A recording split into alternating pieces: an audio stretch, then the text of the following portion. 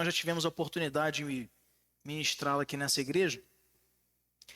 Pedir para o nosso irmão já começar a gravação, se não já começou, ok?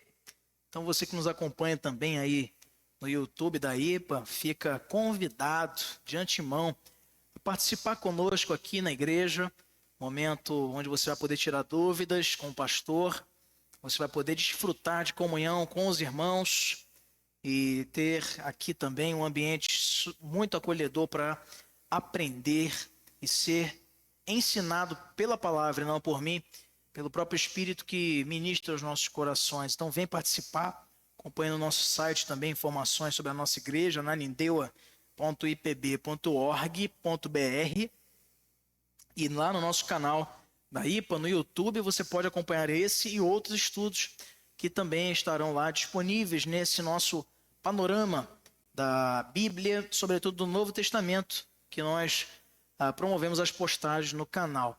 E hoje nós vamos abordar então esses dois importantes livros aí, já inaugurando uma penúltima sessão de livros do Novo Testamento que nós estamos já próximos de encerrar. Nós já vimos os evangelhos, já vimos a sessão dos livros históricos do Novo Testamento, composto por um único livro, que é o livro de Atos.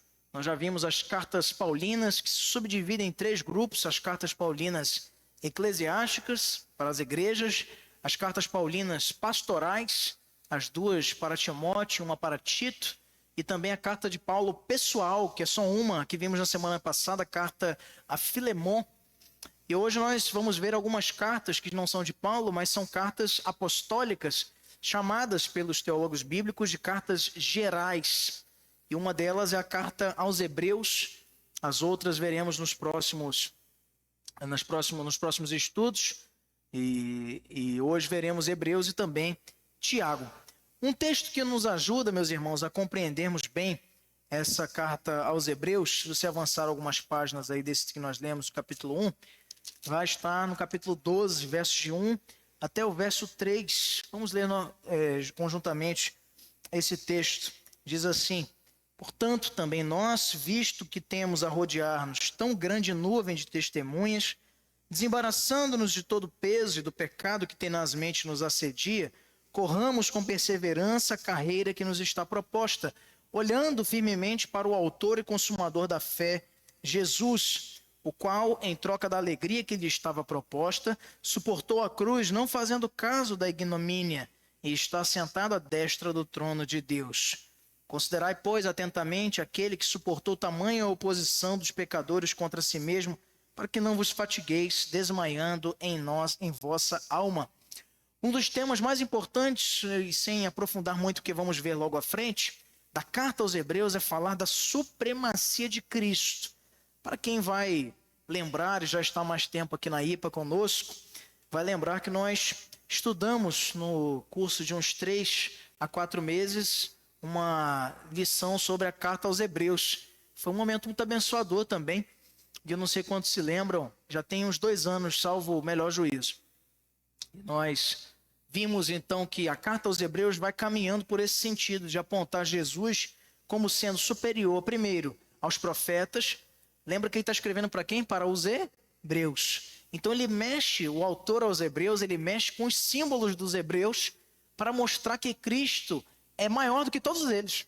Cristo é maior do que os profetas, que eram fortes personagens para a cultura judaica e hebraica. Ele fala que Jesus é o maior sacerdote que houve.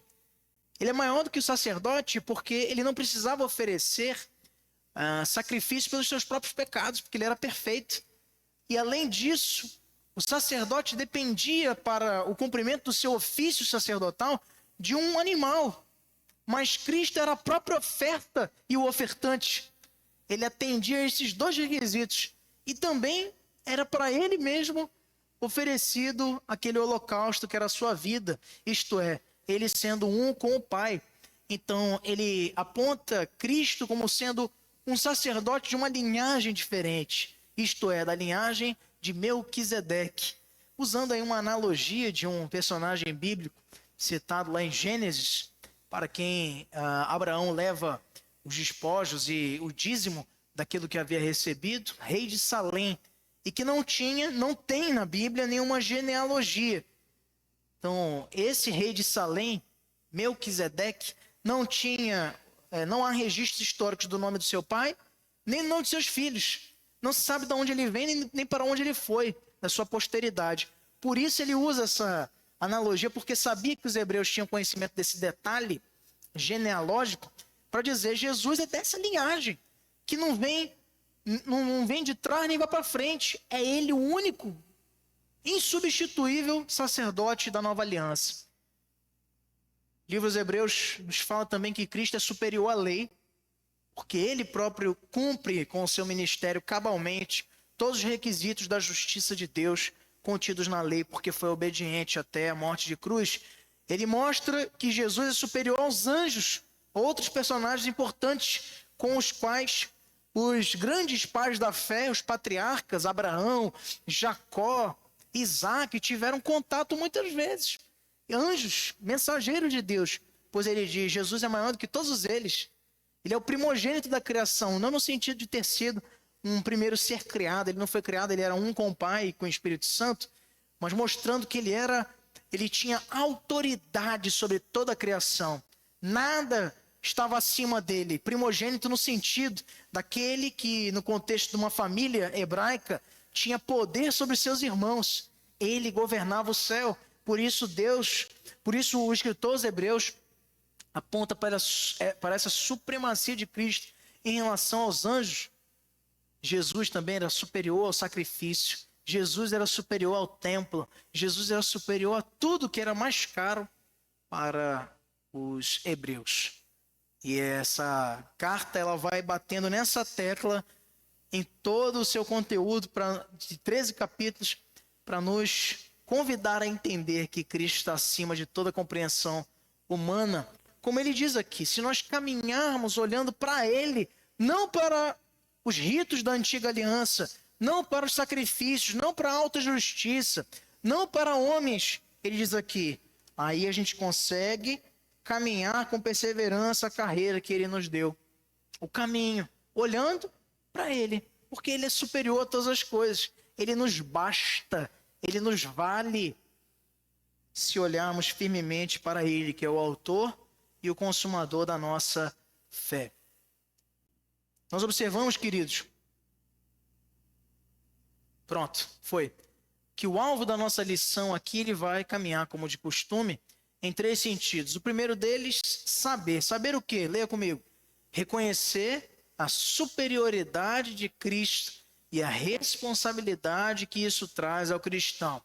Também temos como alvo dessa nossa lição sentir, desejar, desfrutar cada vez mais da plenitude e da superioridade de Cristo por meio de uma vida digna. E finalmente, com esse conhecimento e esse sentimento, agirmos para demonstrar um viver que testemunhe a superioridade de Cristo. E com isso podemos certamente aprender bastante nessa noite. Hebreus é um conjunto comparativo entre o Antigo Testamento da lei e o Testamento de Cristo. E é chamado por alguns de Levítico do Novo Testamento. Interessante essa menção, né? Porque o livro de Levítico é o livro do Pentateuco mais cerimonial que há da lei de Moisés, né? Onde há prescrições muito detalhadas sobre como deveria ser o animal preparado, as festas, todos os rituais que Deus ordenou ao seu povo enquanto eles estavam naquela peregrinação no deserto. E até depois, quando se instaurou então a adoração no templo de Jerusalém.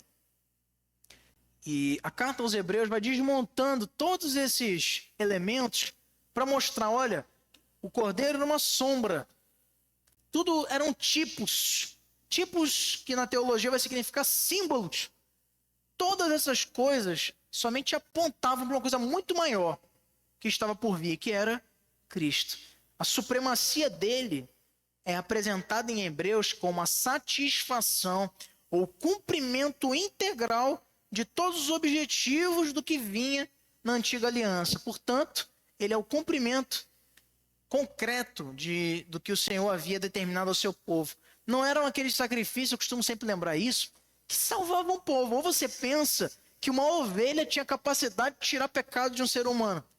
Por que Deus perdoava o pecado que era ali simbolicamente imputado naquele animal? Por misericórdia. Deus só perdoa. Sempre a salvação foi pela graça, nunca foi por outro meio. Isto por quê? Porque ele estava com esse ritual ensinando a eles que pecado tem consequência. Gera o derramamento de sangue. E esse derramamento de sangue era para ser deles, mas ele está matando um animal para poupar o verdadeiro pecador, que eram eles, os ofertantes. E mostrando. Mas isso tem que se repetir todo ano. Por quê? Porque eles pecam muito. Mas virá um tempo em que um único sacrifício será definitivo e suficiente. Isto é, em Cristo. E nele se satisfaz as exigências da lei de Deus, porque ele foi perfeito. Não cometeu pecado algum. Em muito foi tentado, mas não incorreu em pecado. Inclusive, isso ele aborda nessa carta aos Hebreus. Essa epístola é repleta de ensinos sobre a doutrina da superioridade de Cristo. Nós observamos também, ainda na nossa introdução, queridos, é que tem um jeitinho aqui, pronto, foi. Na nossa visão panorâmica desse livro, algumas informações importantes. Primeiro, o grupo que ela integra, que ela inaugura esse grupo no cânon do Novo Testamento, são as epístolas gerais. O seu autor é desconhecido. E existe aqui algumas conclusões, hipóteses, né, de quem teria sido o autor da carta aos Hebreus. E eu quero trazer aqui ao seu conhecimento 3. Hoje, por muito tempo, se pensava que o autor aos Hebreus era Paulo. Por causa dessa linguagem de comparação da lei com a satisfação das coisas da antiga aliança em Cristo na nova aliança. Paulo, de fato, aborda muito isso na carta que nós estamos estudando e vamos encerrar domingo, carta aos Romanos. Em outras cartas também, a carta aos Gálatas. Também ele aborda bastante essa temática do cumprimento da lei em Cristo. Mas tem um detalhe que, ao longo do tempo, foi afastando essa conclusão hipotética de que quem teria redigido a carta aos Hebreus teria sido Paulo. Porque Paulo ele se identifica em todas as suas epístolas. Todas elas dizem, eu, Paulo, com auxílio de Timóteo, Paulo com auxílio de Epafrodito, Paulo com auxílio de Estéfanas, Paulo, sempre ele assina as suas cartas.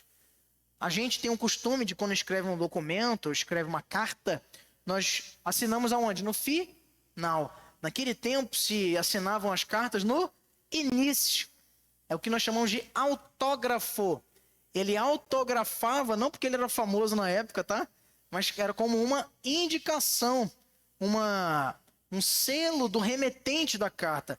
Ele dizia, eu, Paulo, e ele dizia logo os destinatários também, aos cristãos que há na cidade de Éfeso, aos cristãos que se encontram na cidade de Roma, aos cristãos da cidade de Filipos.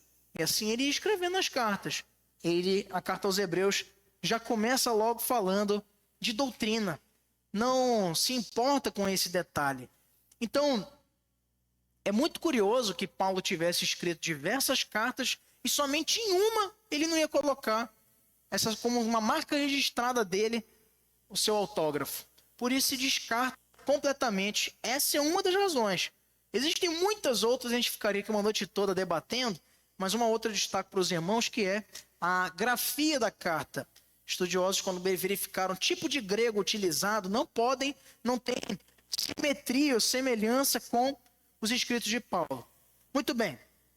Então, qual é a outra hipótese, pastor, de quem possa ter escrito? Alguns dizem que quem escreveu é alguém que não era Paulo, mas é alguém que estava perto de Paulo. Aí surgem dois nomes de pessoas próximas de Paulo que poderiam ter redigido esta carta aos Hebreus, com uma linguagem parecida, mas com termos diferentes. Seriam estes Barnabé, que poderia ter redigido essa carta, mas não há evidências históricas que comprovem isso. Ou poderia ter sido também o evangelista Lucas, que era discípulo de Paulo. Entretanto, Lucas também tinha um grego muito refinado. Ele sendo um médico, alguém com muita instrução, quando você olha o grego que ele usa para redigir as duas cartas a Teófilo, primeiro o Evangelho de Lucas, depois o livro de Atos, como se fosse uma obra em 2 volumes, Lucas usa um grego muito refinado, diferente do grego de Paulo, do grego de outros apóstolos, que era um grego mais popular, da periferia. O grego dele já era intelectual. Foi escrito para alguém intelectual. Quando ele redige o Evangelho de Lucas, nós vimos aqui no nosso estudo panorâmico, e também o livro de Atos, ele registra para Teófilo, né? Que era uma alta autoridade, provavelmente romana.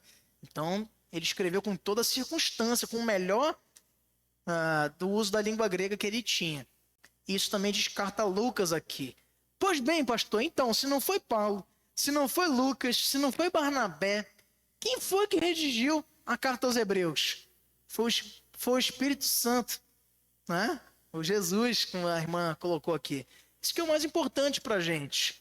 E existe um fator que nos traz a maior autenticidade dessa carta, é pelo fato dela completar a própria doutrina de outras cartas. Nada ela contradiz, muito pelo contrário, ela soma, ela aprofunda ainda mais doutrinas bíblicas. É por isso que a igreja no passado reconheceu esse livro como inspirado.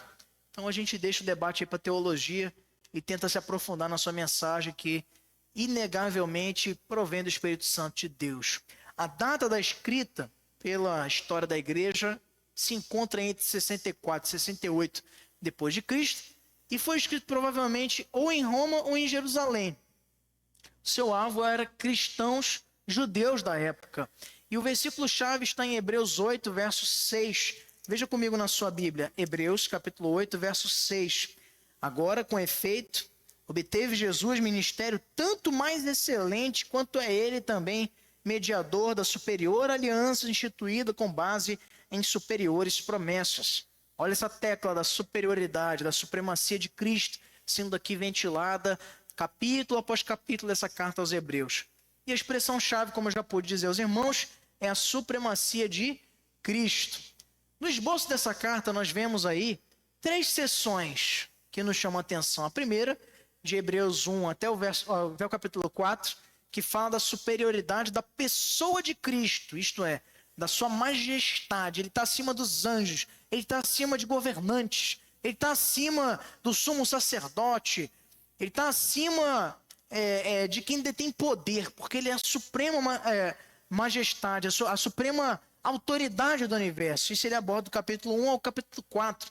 Já do capítulo 5 ao 10, ele fala da superioridade da obra de Cristo, seu ministério terreno, que atende todos os requisitos da lei de Deus, afastando então qualquer tipo de comparação, porque o dele era sempre mais excelente, mais perfeito, mais definitivo e mais verdadeiro. E do capítulo 11 ao 13, ele fala da superioridade da vida em Cristo. E é uma sessão, essa sessão final, falando muito sobre a parte prática da nossa aplicação enquanto representantes de Cristo na terra e também superiores, não por nossa conta, mas pelo que ele fez por nós, e isso deve se refletir no nosso testemunho ao mundo. Os 2 primeiros tópicos aí, do capítulo 1 ao 4 e o 5 a 10, vão doutrinar os leitores, cristãos judeus, e doutrinarmos também nós que somos leitores dessa carta, para compreendermos, sem dúvida alguma, como que Cristo foi superior a todos os elementos da antiga aliança.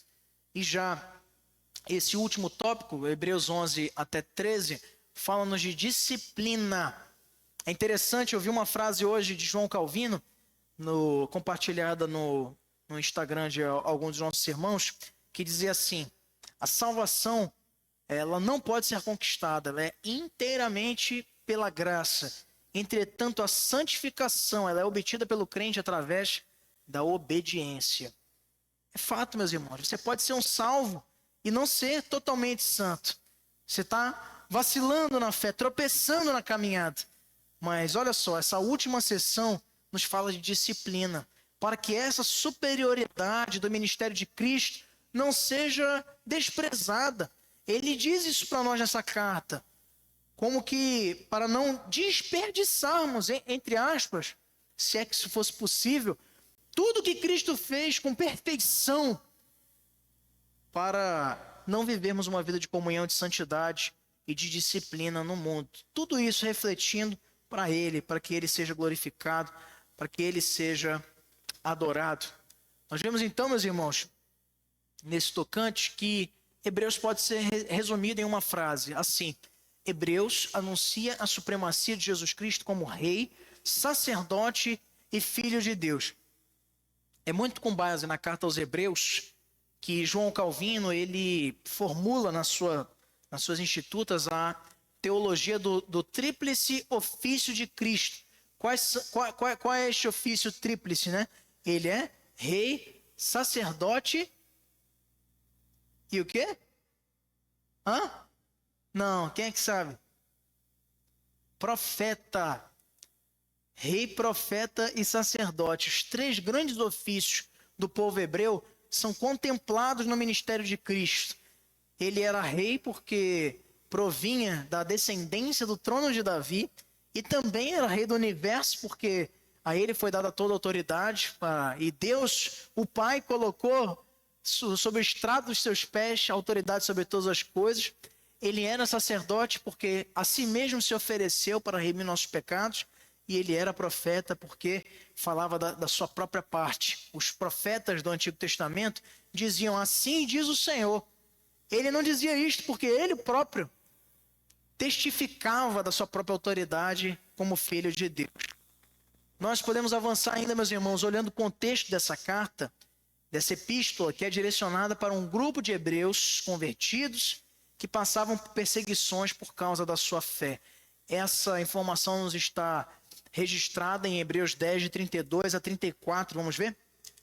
Hebreus 10, 32 a 34. Lembrai-vos, porém, dos dias anteriores, em que, depois de iluminados, sustentastes grande luta e sofrimentos. Ora, expostos como em espetáculo, tanto de opróbrio quanto de tribulações, ora, tornando-vos coparticipantes com aqueles que desse modo foram tratados. Porque não somente vos compadeceste dos encarcerados, como também aceitaste com alegria o espólio dos vossos bens, tendo ciência de possuir de vós mesmos patrimônio superior e durável. Então, esses irmãos estavam enfrentando tribulações, muitas vezes experimentando vergonha, sofrimento, como um grande espetáculo. Isso vai nos lembrar, algum tempo depois, o que Roma vai fazer com os cristãos, lançando-os em arena, e isso servindo de espetáculo para aquele povo que adorava ver o povo cristão sendo dilacerado na boca dos leões. Mas também o escritor diz que isso também gerava neles participação nesse martírio que engrandecia o seu ministério, a sua fé defendida até as últimas circunstâncias. Provavelmente porque eles estavam voltando, alguns deles, para o judaísmo. Isso trazia vergonha para a causa do evangelho. Assim, essa carta é escrita para reafirmar a doutrina cristã a partir da lei e estimular aqueles convertidos a permanecerem ao lado de Cristo, nosso Senhor. Essa epístola, falando da autoria, ela não apresenta o nome do escritor. Como eu já falei, já foram sugeridos alguns como escritores. E aqui acrescento-se até alguns que eu não havia citado: Apolo, Paulo, Barnabé, Lucas, Filipe, Clemente de Roma, Silvano, até Priscila e Áquila, que eram discípulos, né, de Paulo. E para quem não lembra, Priscila e Áquila foram responsáveis por discipularem um outro suposto autor dessa carta. Quem foi? Quem é que sabe?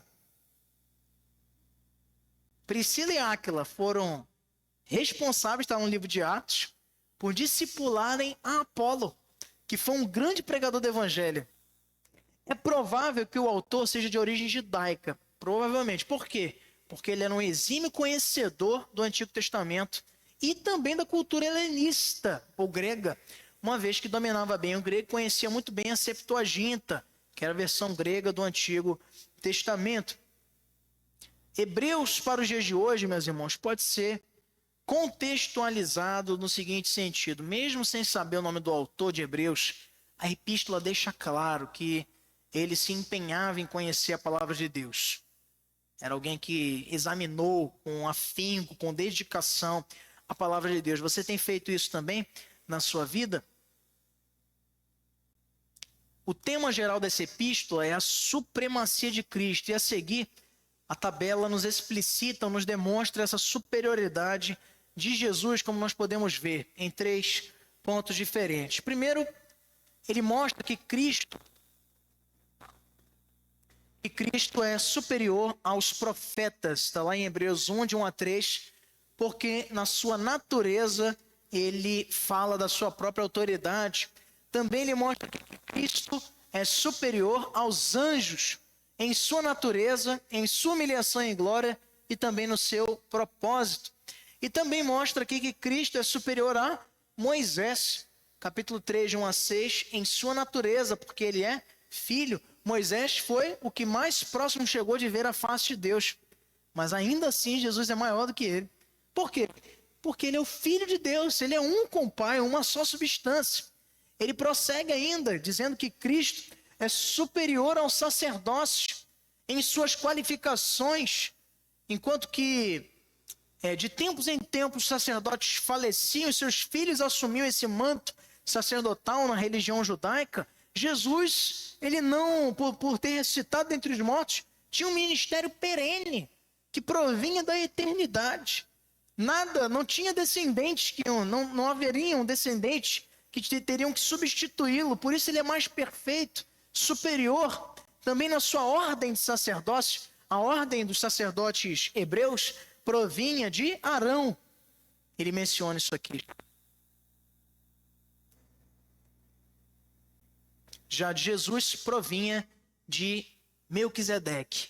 Cristo é superior também na sua aliança, na natureza da sua aliança, que é eterna, no seu ministério e na dimensão, pois a aliança que foi feita anteriormente por Deus com o seu povo, a aliança dos holocaustos, a aliança das obras, ela demandava morte. A aliança de Cristo nos traz vida, e vida em abundância, e vida definitiva, e vida plena, porque o seu ministério foi perfeito. Ele também é superior no sacrifício, tendo em vista o seu ministério sacerdotal e o cumprimento das suas promessas. Por isso, queridos, nós observamos aqui também a superioridade da vida de Cristo refletida em 3 aspectos que ele usa aí também nesta carta com relação a nós.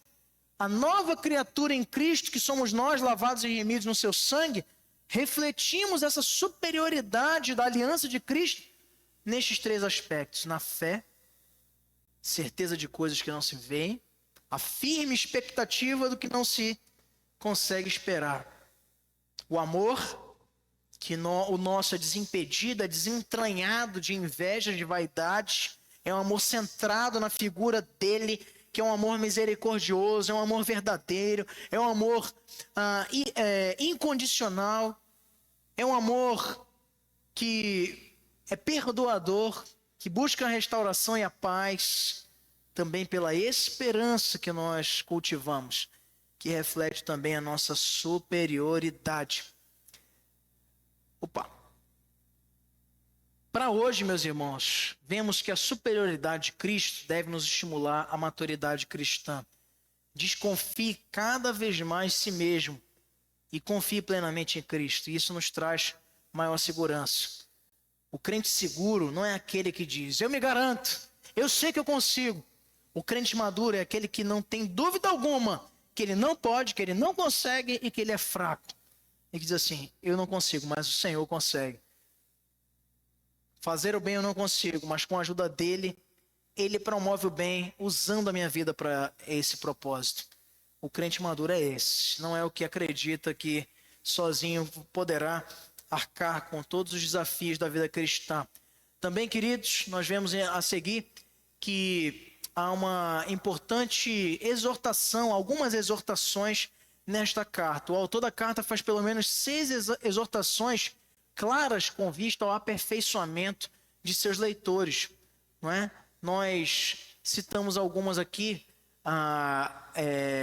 apresentando a síntese desse conteúdo. Eu não sei, vê se está no próximo slide aí, Márcio, por favor. Não. Então eu vou citar aqui algumas exortações. No capítulo 2, versos de 1 a 4, o autor aos Hebreus nos exorta contra a negligência. Ele mostra que o princípio de que a negligência para com a revelação divina sofre uma rigorosa disciplina e deveria tornar os leitores vigilantes contra a negligência da mensagem messiânica proclamada pelo Filho e comprovada pelos sinais.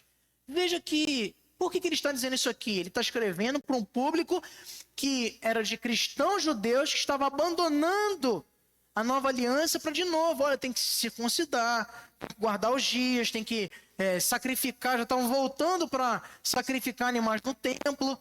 E aí o escritor está dizendo para eles aqui, não, vocês não podem negligenciar a mensagem. Ele usa um paralelo aqui da sentença, o juízo de Deus que foi estabelecido para os hebreus que estavam lá embaixo do Sinai, quando Moisés desce com as tábuas da lei, negligenciaram a lei do Senhor e foram ali tomados de terror, de assombro. Mas em Cristo nós poderíamos sofrer também pesadas consequências se abandonássemos o seu caráter messiânico para voltar para aquela velha fórmula de atingir a salvação pelas obras da lei. Ele também faz uma segunda exortação contra a desobediência. Em Hebreus 4, de 11 a 13, ele mostra que os cristãos hebreus deveriam perseverar na confiança em Cristo, à luz do exemplo passado de Israel e do ministério da palavra de Deus, citando exemplos de pessoas que titubearam nessa caminhada, abandonando a fé. Também em Hebreus 4, de 14 a 16, ele faz uma terceira exortação, agora contra a imaturidade. O escritor nos ensina sobre a compaixão e a vida impecável de Cristo como encorajamento a que os crentes continuem a buscá-lo e somente a ele como fonte de auxílio. Em Hebreus 5, verso 11 até capítulo 6, verso 20, ele nos faz uma quarta exortação contra a rejeição. A permanência deliberada na imaturidade espiritual poderia levar os seus leitores a abrirem mão de Cristo e sofrerem disciplina espiritual. Quinta exortação contra o desprezo, Hebreus 10, de 19 a 39. Ele mostra o perigo da rejeição deliberada de Cristo e das responsabilidades da nova aliança. E a sexta e última exortação contra a acomodação. Está em Hebreus 12, de 12 a 17. A exortação apresentada pelo autor aos Hebreus é que os leitores considerassem o próprio exemplo de perseverança de Jesus, de forma a reagirem adequadamente aos desafios da fé, olhando para ele. Foi o texto até que nós começamos a ler como uma base principiológica dessa carta aos Hebreus. Pode passar. Para hoje nós vemos que Hebreus nos mostra como é fundamental para a vida cristã tanto a experiência pela fé como o conhecimento pela razão. Não deixe de lado nenhum desses aspectos. A experiência da fé nos ajuda, mas também precisamos conhecer as Escrituras e não negligenciar as lições que ela nos apresenta para a edificação e para a disciplina da nossa vida. A galeria da fé é também um dos pontos mais lembrados da carta aos Hebreus. A famosa galeria dos heróis da fé nos encoraja a viver uma vida superior com Cristo. Ele cita aqui vários personagens e veja como é que ele era um grande conhecedor. Ele cita Abel, Enoque, Noé, Abraão, Sara, Isaac, Jacó, José, os pais de Moisés. Moisés. Quem lembra dos pais de Moisés? Os nomes. A mãe era Joquebede. E o pai? Arão. Muito bem. Era o pai de Moisés e também de Arão e Miriam. Moisés, Israel, não é? Que foi o novo nome dado a quem? A Jacó. Raabe, Gideão, Baraque, Sansão, Jefité, Davi, Samuel, profetas, heróis e até anônimos da fé. São todos esses personagens citados numa galeria aqui do livro aos Hebreus. Para hoje nós podemos olhar para esses princípios, refletindo, meus irmãos, extraindo princípios para a nossa vida, tomando como referência esses heróis, sobretudo citados aí, a maioria deles, no capítulo 11 da carta aos Hebreus, onde ele cita diversos personagens aí que nos inspiram nessa nossa caminhada. Interessante notarmos, queridos, que essa carta, como nos diz F. Scott, nos fornece uma bela conclusão. não é? E ele cita na sua obra: no cristianismo, portanto, o mundo deve reconhecer a religião definitiva em Cristo. Judeus e gentios, devotos de todos os credos e filosofias, verão suas diferenças reconciliadas nesta nova mensagem que reúne para em si todas as mensagens enviadas aos homens por Deus. Pode passar. Assim sendo, essa epístola toma a forma de uma demonstração do valor absoluto do cristianismo. Isto é, Cristo é superior. A vida com Cristo é superior. E a vida com Cristo é possível. São as três grandes e importantes mensagens, em resumo, dessa carta aos Hebreus. O seu ministério é totalmente superior a qualquer outro. Mas a nossa vida com Ele precisa ser também. E, com isso, a nossa vida com Ele é possível. Por quê? Porque Ele a si mesmo se entregou para que eu e você tivéssemos livre acesso. É também essa carta que é referida a essa abertura de um novo caminho, novo e vivo caminho para a comunhão com o Pai, que nos é concedido pelo Filho. Vamos avançando então, queridos, para examinarmos a nossa outra carta nessa noite, encerrando o nosso estudo de hoje, que é a carta de Tiago.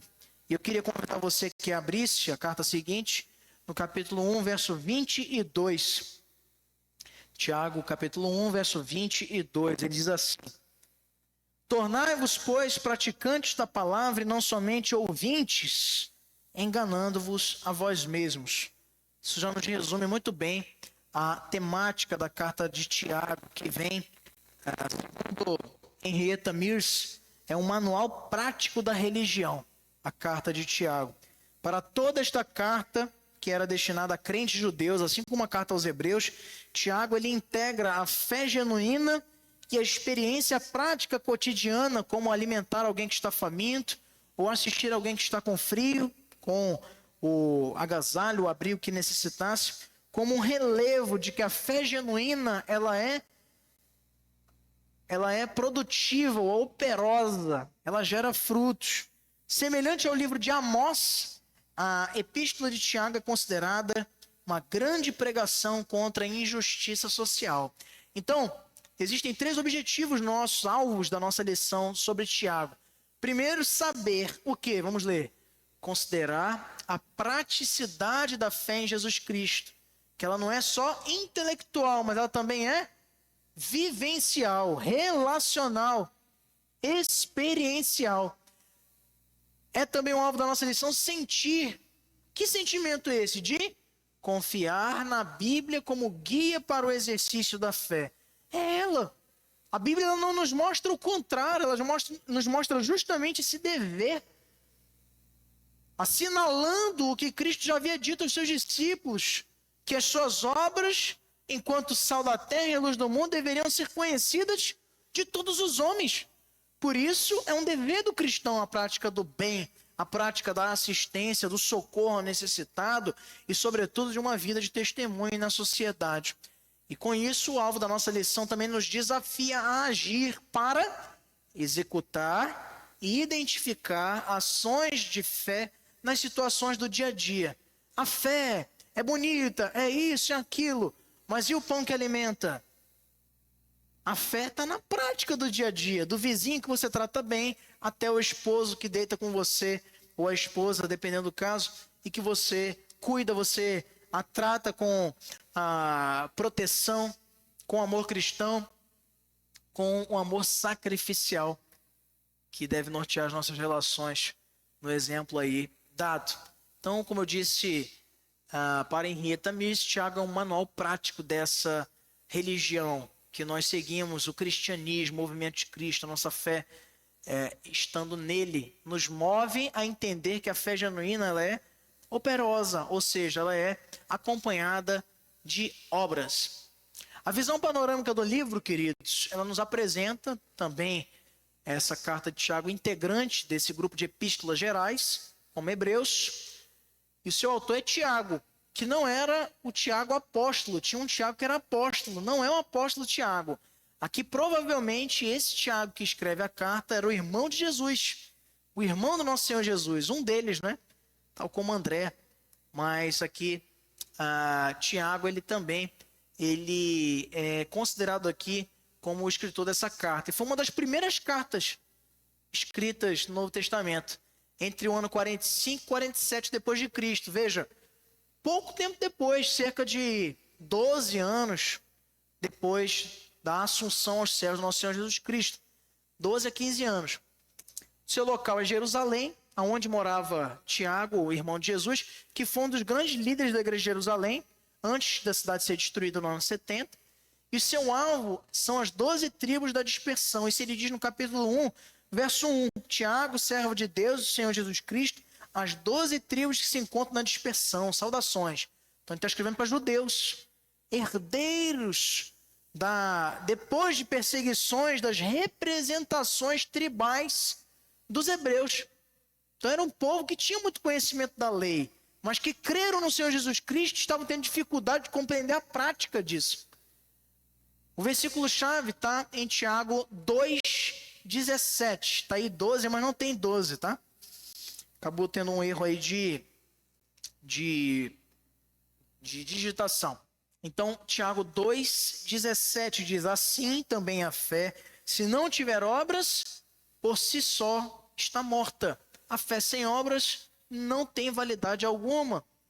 A expressão-chave é essa fé genuína, que é a fé acompanhada de obras. Nós vemos, queridos, no esboço dessa carta, em todos seus 5 capítulos, a fé prática sendo ressaltada, uma fé em ação. Primeiro, em meio às provações, capítulo 1. Depois, na sua relação com as obras, capítulo 2. Depois, conforme o nosso uso da língua e a sabedoria com a qual usamos a nossa fala, capítulo 3. Depois, com respeito à nossa humildade e o tratamento de contendas que existe no nosso meio, capítulo 4. E, finalmente, na dependência que nutrimos para com o nosso Senhor, no capítulo 5. Ano passado, nós tivemos o privilégio de expor toda essa carta aqui no mês de julho. Quem acompanhou conosco que teve essa graça. Eu expus 3 capítulos. O nosso irmão Marbson Velasco expôs um deles, salvo engano, o 4. Isso? 4, né? E o pastor Darlan expôs o capítulo 2, que foi exatamente esse texto mais conhecido, né? Sobre a fé e as obras. Nosso amigo, o reverendo Darlan, lá da igreja da Cidade Nova. Tiago, em uma frase, pode ser resumido da seguinte forma, irmãos. Tiago apresenta as qualidades que evidenciam na prática a genuína fé. Quem escreveu e a quem escreveu? Deixa eu beber uma aguinha aqui.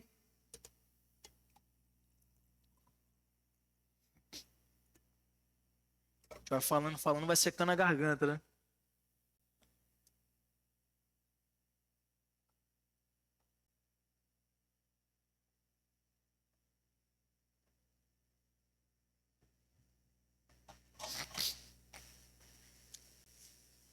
No Novo Testamento, você tem aí 4 personagens com esse nome. Primeiro, o Tiago, filho de Zebedeu, que era irmão de João, como está lá em Mateus 4:21, Marcos 3:17, 5:37, Marcos 9:2, 10:35, 14:33.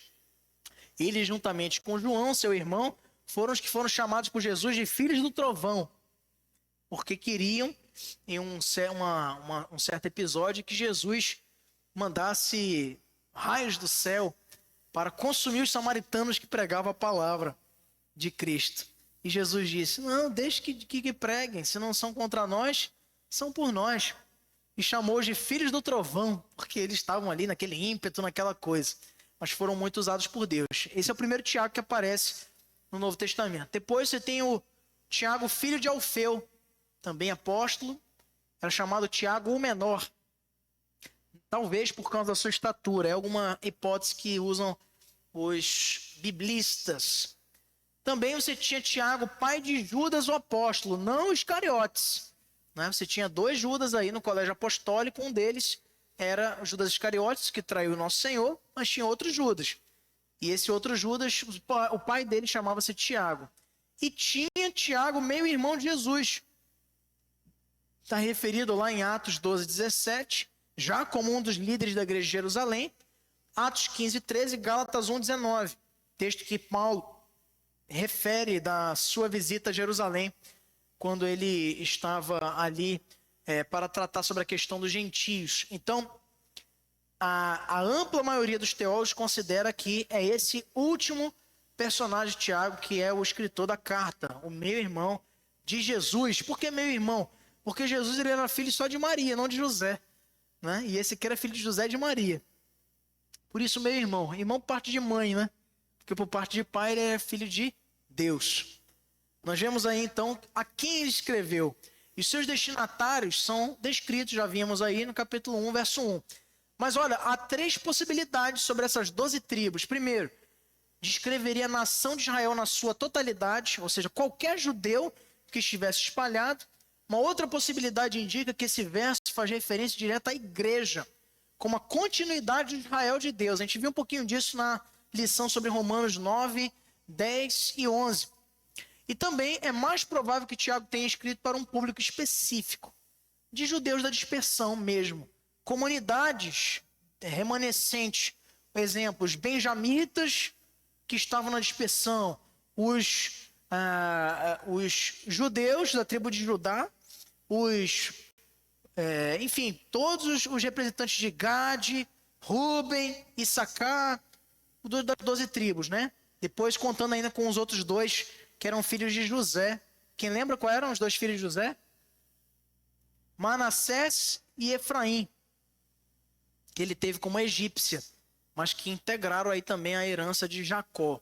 Então esses são os destinatários aí da carta. Tiago conhecia e se preocupava com a situação dos seus destinatários, tanto física quanto espiritualmente. Você tem cuidado também de seus irmãos na fé? É uma reflexão que nós trazemos para os dias de hoje.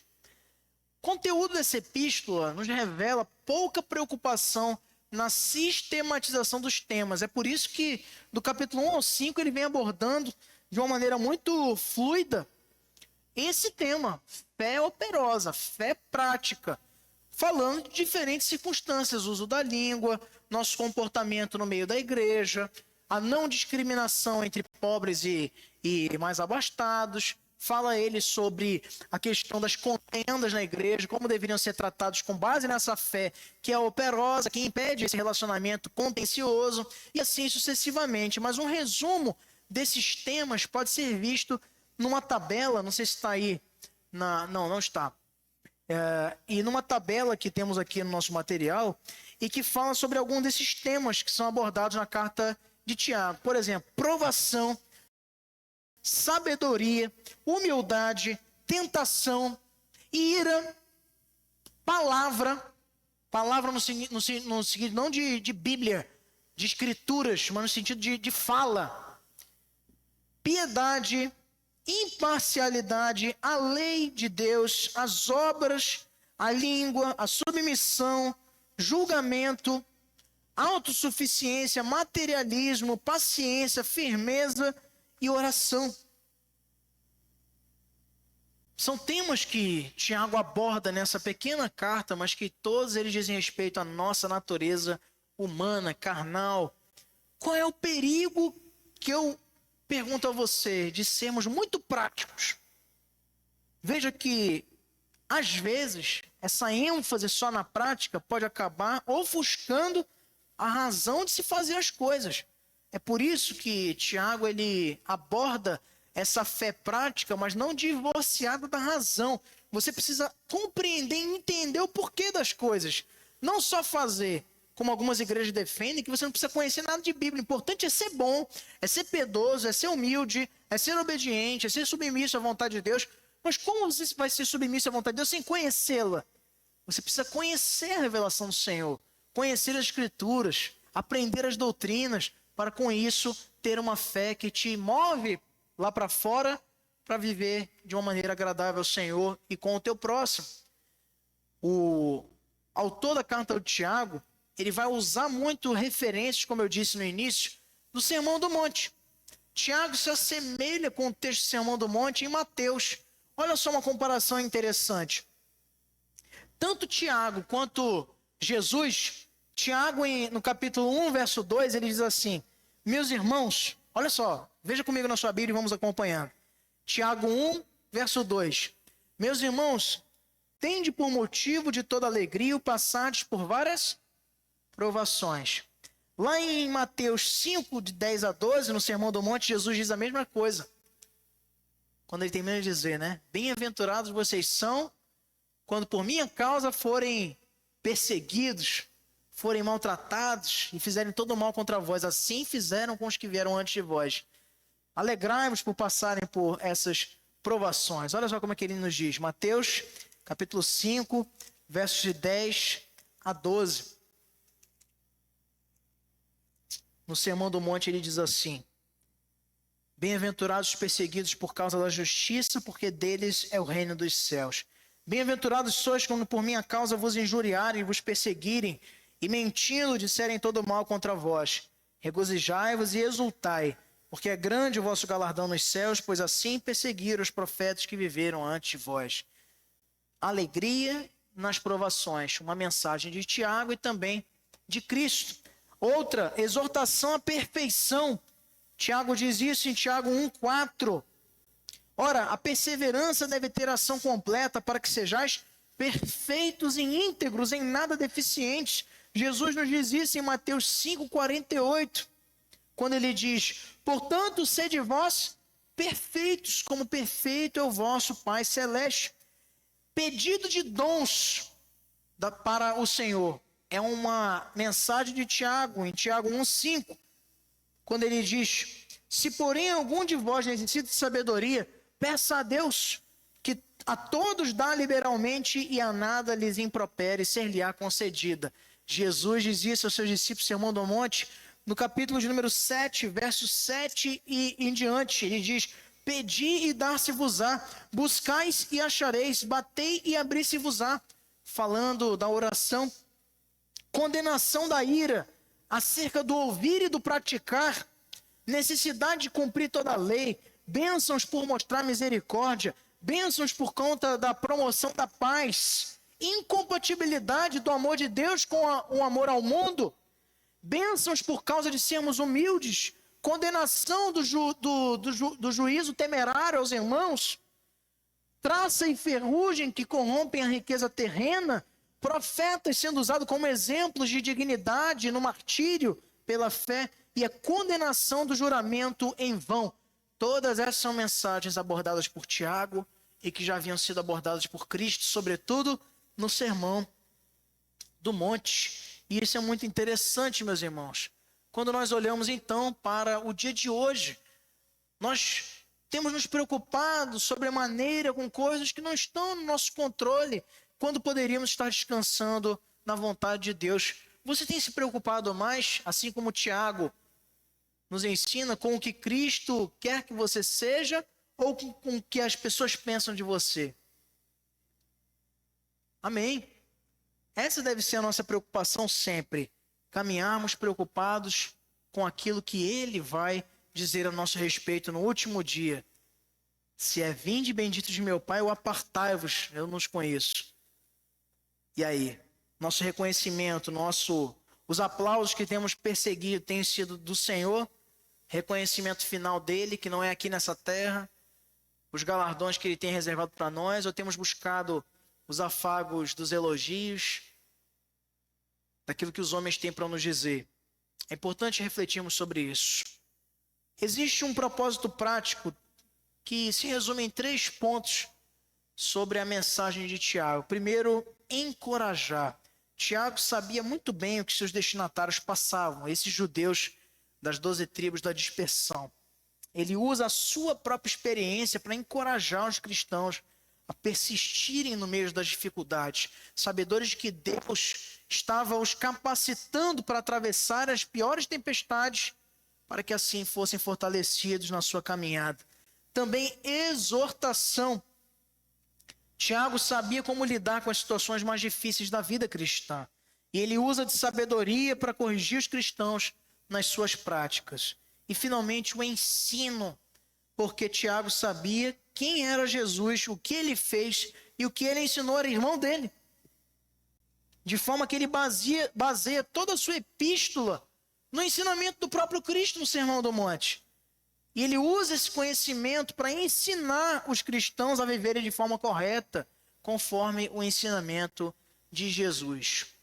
Então, esses 3 pontos: encorajar, exortar e ensinar. Propósito prático, queridos: você tem vivido cada um dos propósitos descritos? Você tem encorajado, você tem exortado, você tem ensinado? Ou, de outro lado, você tem sido encorajado, você tem sido exortado ou ensinado no Senhor para viver uma vida que agrade a Ele?